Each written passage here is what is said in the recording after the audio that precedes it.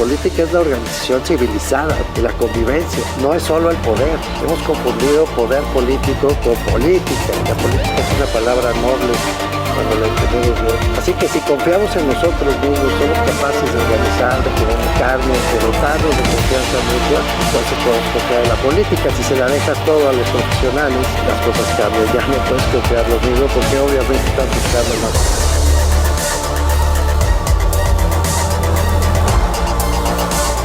Bienvenidas, bienvenidos.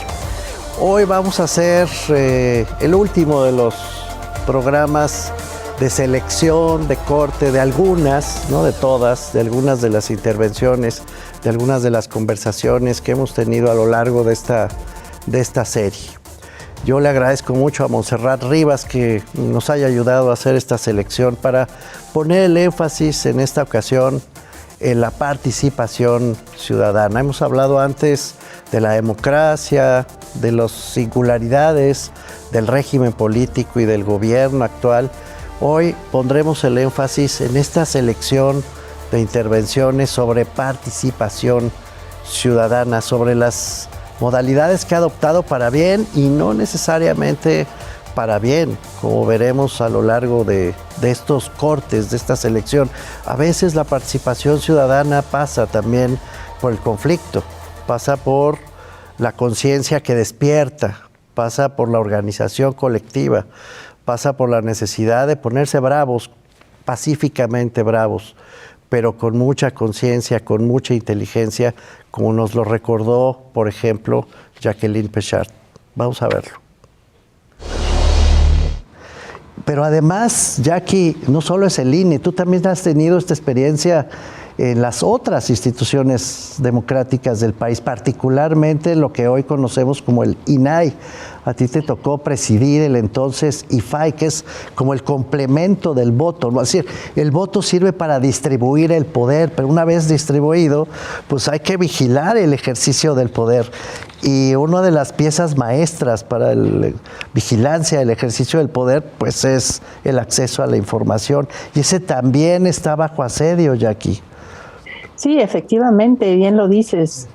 Una cuestión que sí es nueva en nuestro escenario político es el presidente amenazante siempre sobre los organismos constitucionales autónomos, sobre el INE, sobre el INAI de manera muy particular, sí, que son instituciones que tienen encomendada la garantía y la protección de derechos fundamentales de los mexicanos, no es cualquier cosa.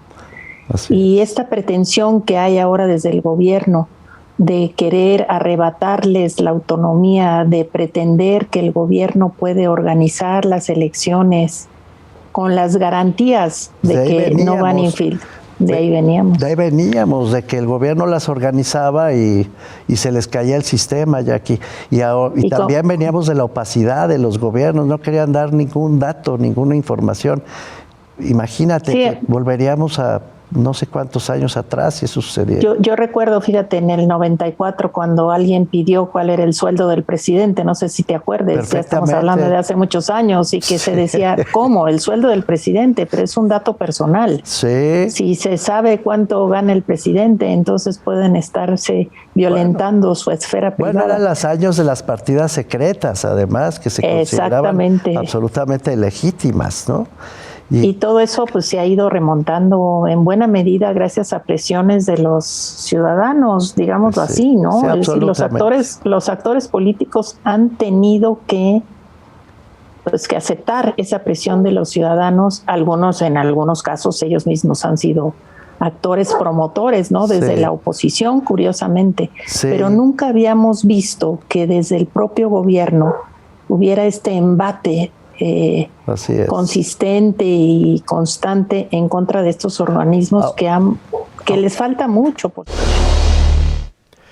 En la conversación que tuve con la doctora Jacqueline Pechard, cuya experiencia, ya sabemos, es larguísima, ya lo dijimos también en esta conversación, se puso énfasis en un punto que a mí me interesa subrayar, que es la capacidad que ha tenido la sociedad mexicana para convertirse en uno de los piezas clave para presionar en los cambios de gobierno, en la lógica del gobierno y al mismo tiempo para impedir que esa mecánica de gobernar, de uso del poder, acabe siendo una forma de captura, acabe eludiendo a quien otorga el poder. Que como bien se ha dicho, el que da el poder también lo puede quitar. Y este es el caso de la sociedad mexicana en una democracia que está pasando por pruebas particularmente complicadas en materia política. Vamos a escuchar este fragmento de la conversación con Jacqueline Pechard. Sí tenemos que hacer algo para cambiar la impresión según la cual lo que tenemos es que distribuir los votos entre poderosos y abandonarlos a que más o menos hagan lo que quieran hasta la siguiente elección. Eso es absurdo, eso no puede funcionar.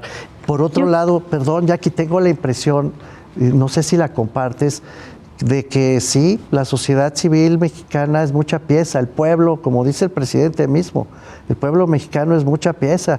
Pues sí, pero la sociedad política no deja que esa pieza maestra pueda funcionar a través de instituciones.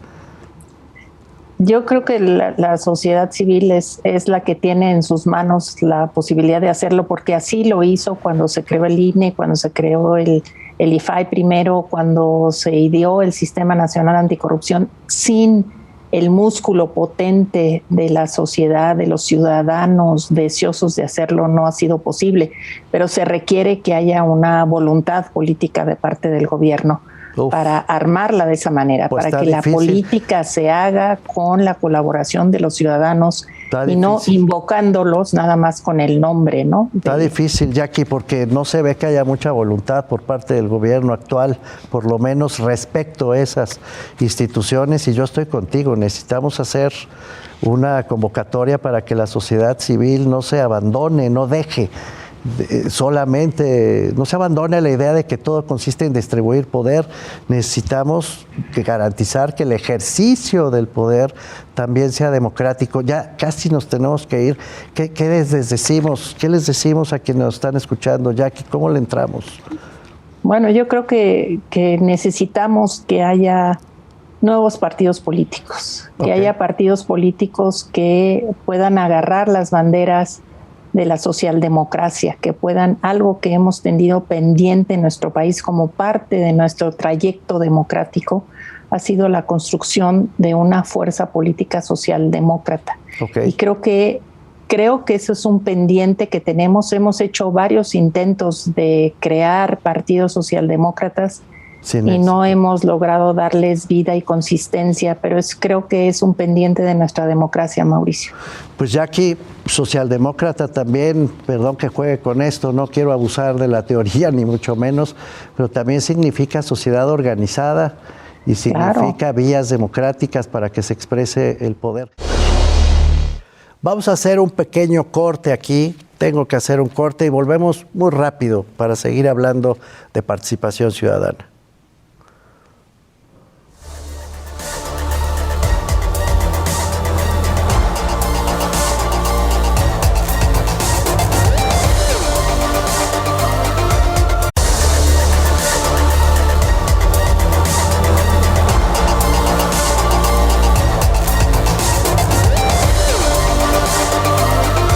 Volvemos a este programa especial en el que hemos hecho una pequeña selección de las conversaciones que hemos tenido a lo largo de esta serie. En este segundo bloque en particular vamos a escuchar lo que nos dijo en aquella conversación Gabriela Barquetín, esta magnífica comunicadora que ya escuchamos en los programas especiales anteriores. Me parece particularmente relevante lo que nos cuenta Gabriela Barquetín acerca de la interacción que se hace en estas conferencias mañaneras que hace el presidente de la República, Andrés Manuel López Obrador, y la respuesta que esas conferencias mañaneras ha venido teniendo a través de las distintas redes sociales, que se han convertido en una de las piezas maestras de la comunicación política. No hay duda de que hoy se está gobernando a través de la comunicación política y la gente también participa de una manera distinta a través de las redes. Vamos con Gabriela Barquetín para ir a fondo con esta idea. Ahora, tenemos un presidente que, en mi opinión, Gaby, es un genio de la comunicación política. Desde que era el líder de la oposición, tenía una capacidad de convertir en mensaje político, pero en mensaje político de golpe, de respuesta rápida y de acusación hacia los gobiernos a los que criticaba. Y la verdad es que yo creí que una vez que estuviera en la jefatura del Estado iba a modificar esa mecánica de comunicación. Y no, como jefe del Estado sigue siendo un gran comunicador político, en mi opinión, porque pasa mensajes que no necesariamente se corresponden con los datos que uno puede confrontar, pero pasa el mensaje, pasa a la gran mayoría de la población, y eso es otra novedad, Gaby. El presidente es un gran comunicador. Es un gran comunicador, y yo, Mauricio, en las mañanas, yo tengo un noticiero todas las mañanas, lo que yo hago es en una computadora estoy monitoreando la mañanera, pues eso, para ver qué dice y cómo se dice y para ver lo que está sucediendo ahí. Y yo a veces llego a ver que en menos de una hora hay 80,000, 90,000, 100,000, 110,000 personas conectadas a esa conferencia en uno de los canales, ¿Cuál en es YouTube? La audiencia, o sea, digamos, para ayudarnos a comparar? ¿Qué significa eso en comparación con, por ejemplo, con una muy buena estación de radio, con una muy buena estación de televisión? Mira, pues es una porque al final lo tienes que sumar, ¿no? Es decir, porque tienes muchos canales. El presidente tiene el canal personal, tiene el canal del gobierno y luego los que lo replican, etcétera, etcétera.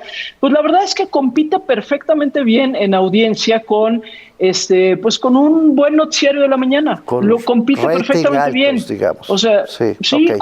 compite, ¿no? Okay. O sea, sí compite. Sí es algo que tú dices, ahí están, porque además es gente que está conectada todo el tiempo y está opinando y están metidos en el asunto. Eso no lo teníamos.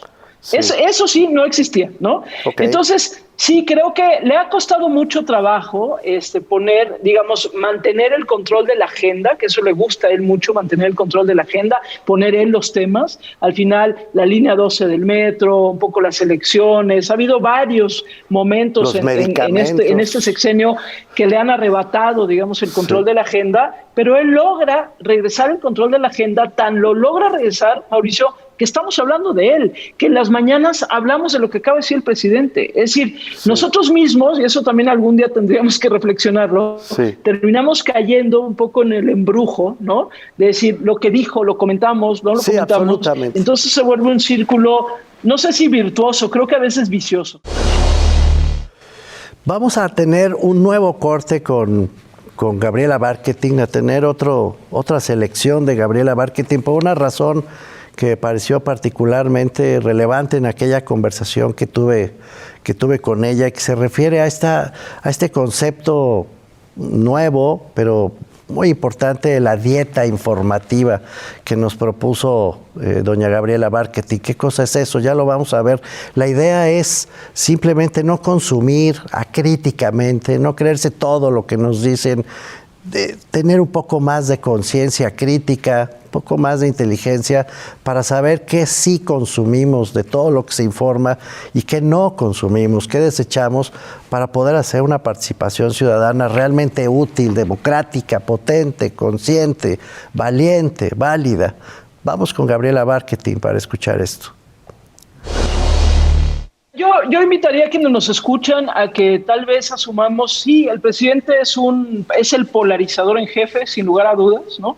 Es el que todas las mañanas descalifica, polariza, sí es cierto, sí.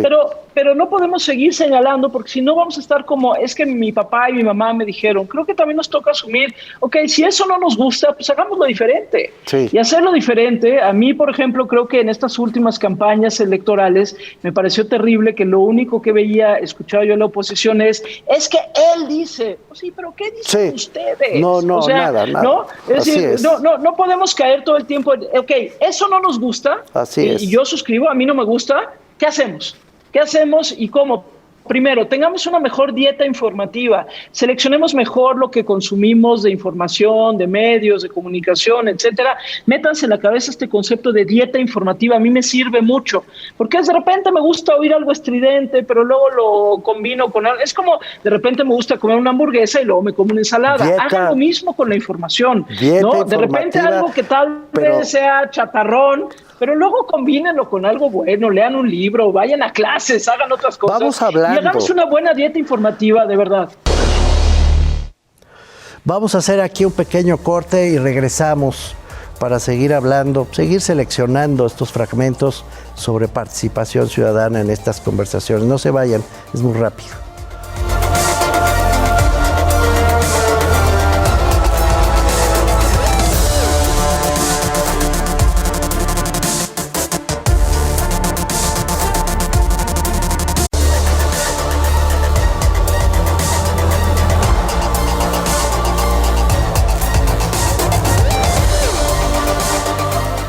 Estamos de vuelta en este especial en el que hemos hecho una selección de partes de las muchas conversaciones que hemos tenido a lo largo de esta serie. En este último segmento en particular hay dos temas que resaltaron no solo por la calidad de quienes vinieron a estas conversaciones, sino por la profundidad de los temas que tocaron.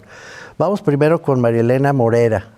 Ella sabe de seguridad todo lo que hay que saber por muchas razones, tanto vívidas como de conocimiento académico, como de participación ciudadana. María Elena Morera nos alerta sobre la necesidad de tener mucho cuidado con quienes nos cuidan y de aprender a cuidarnos entre todos. Para eso también sirve la participación ciudadana. Vamos con ella. El vigilarse unos a otros es lo que hace que sea más difícil que alguien se corrompa. ¿Y cómo nos quitamos el miedo, María Elena? Porque lo que estás diciendo en el fondo, corrígeme si me equivoco, es que necesitamos que la gente se involucre en la seguridad, su propia seguridad. Pero ¿cómo nos quitamos el miedo? ¿Qué podemos hacer para involucrarnos de tal manera que no salga peor? Es delicadísimo, es una de las materias más delicadas de nuestra convivencia.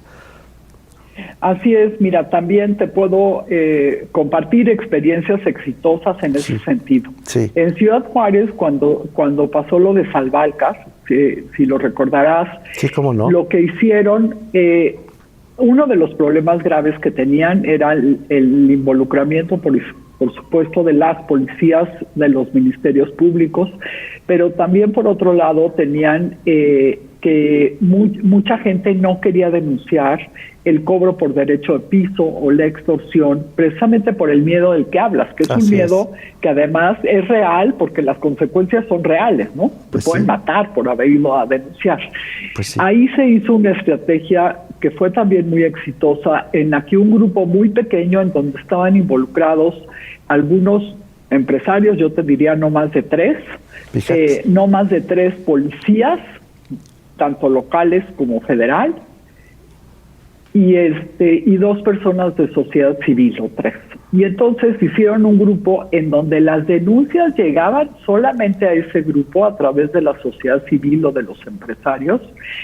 Y en ese grupo lo que se hacía no era ir a detener al criminal al lugar donde iba a ir a cobrar la extorsión, ¿no? Lo detenían entre un lugar y otro, pero ya le tenían la carpeta de investigación hecha. Y entonces con eso lograron bajar muchísimo el cobro por derecho de piso en esa época. ¿No? Entonces, sí podemos rescatar muchas experiencias exitosas que nos pueden hacer trabajar de una mejor manera. Te cuento esta anécdota, María Elena. Y con lo que tenemos, sí, platícame. Nada, es que en Mérida les va muy bien, ¿no es cierto? Tienen una seguridad envidiable para prácticamente el resto de las ciudades del país. Y bueno, preguntando, una explicación que me dio una señora fue muy simple. Me dijo, es que aquí somos muy chismosos, profesor. Efectivamente, Mérida tiene esa característica y todo se sabe, ¿no? Entonces, claro, y ahí también hay otro tema. La gente sí confía en su policía en Mérida. Y la gente sí respeta a la policía, que ese también es otro tema. Queremos que el policía sea bueno, nos respete, sea profesional. Qué importante. ¿Cuánto le pagamos? Así es. ¿Cómo lo tratan en su corporación? Fatal, sí. ¿Qué problemas él tiene que nosotros no estamos viendo? ¿Cuántas horas trabaja? Porque un policía en promedio trabaja 70 horas a la semana, Sí. con un sueldo menor a 15,000 pesos, con un riesgo para ellos y para sus familias. Entonces sí creo que pues cuidemos a quienes nos cuidan si queremos que nos cuiden mejor. Sí. Y generalmente los ciudadanos no nos detenemos a pensar en eso, porque pues es uno de los sectores más estigmatizados. Absolutamente. A diferencia de otros sectores, ¿no? El sector de las policías y de los ministerios públicos son de los más estigmatizados, y sobre todo en este gobierno, donde desde el púlpito presidencial les dice que todos son corruptos, ¿no? Y que ellos pues no son pueblo, ¿no? Porque el pueblo está del lado de los militares, que ese también es un tema del que tenemos que hablar. Sí, entonces sí tenemos que cuidar a nuestros policías, ponerles condiciones distintas y por supuesto controlarlos, porque no puedes dejar de controlar a alguien que trae un arma. Decidimos cerrar este programa especial sobre participación ciudadana con un fragmento de la conversación que tuve con Ricardo Bucio Mújica, que ha dedicado buena parte de su vida a estudiar el fenómeno de la discriminación y ha hecho todo lo posible por defender los derechos de los grupos más vulnerables. Estuvo aquí en estas conversaciones y nos puso el acento en el grupo más vulnerable entre todos los grupos vulnerables del país, que ya es mucho decir, que son los niños, las niñas y los adolescentes, y muy en particular las niñas. Hay que cuidar en la participación a quienes más lo necesitan, y si algo hizo Ricardo Bucio en este cierre de esta selección sobre participación ciudadana fue justamente alertarnos sobre ese grupo en particular. Vamos a verlo. ¿El Estado está dispuesto a tomar en sus manos esta responsabilidad o es cosa de la sociedad de plano? Ya para no buscar dónde poner la bolita, ¿debemos hacerlo en la sociedad o el Estado va a tomar la bandera? No, mira, creo que si el Estado, la sociedad y también la iniciativa privada, la producción económica, no la toma, no hay manera, tampoco hay manera si solo lo toma un sector de la sociedad, porque niños y niñas, y ve la historia de cada uno, y ve qué comen, y ve quién los cuida, dónde van, cómo crecen, tiene una relación de dependencia o de interdependencia con cada uno de los sectores todos los días de su vida, todos y todas las niñas. Entonces sí tiene que ser un tema de corresponsabilidad social, que es, eso sí, en términos de país, de proyecto país, lo que menos tenemos. Es imposible abarcar estos temas gigantescos, la democracia, el régimen político, la participación ciudadana, en unas cuantas conversaciones, pero sí es muy importante escuchar a las personas que se han dedicado a estudiarlo, a vivirlo, como ha sucedido a lo largo de estos programas especiales de selección y síntesis que hemos presentado para ustedes a lo largo de estas semanas. Vamos a volver con las conversaciones habituales, pero en esta ocasión en particular, en este programa en particular sobre participación ciudadana, creo que vale la pena subrayar al menos dos ideas entre las muchas que se manejaron a lo largo de este ya muy amplio recorrido, ya de meses de conversaciones con personas muy comprometidas y muy inteligentes. La primera idea es que no es necesario participar en todo. No necesitamos el ciudadano total, el que se mete en todo, el que participa en todo, no. Necesitamos gente que se interese al menos en algo y que sepa que la posibilidad de convivir y de vivir mejor pasa por esa necesidad de participación, de interesarse en los demás, porque si no, se abren espacios para que los problemas acaben aplastándonos, como nos lo dijeron una y otra vez en estas conversaciones. Y la segunda idea que me interesa dejar, y con esto cerramos, es que tenía razón Benito Juárez, presidente Juárez, entre los individuos como entre las naciones, el respeto al derecho ajeno es la paz. Déjenme sintetizarlo. El respeto al derecho es la paz. Todavía más sintético. O respetamos el derecho o no vamos a vivir en paz. Y la única manera de respetar el derecho es respetando al otro, abrazando al otro, participando con los demás, haciendo posible que la democracia lo sea porque efectivamente es nuestra, porque efectivamente nos comprometemos con ella. Nos vemos en la próxima conversación. Muchas gracias.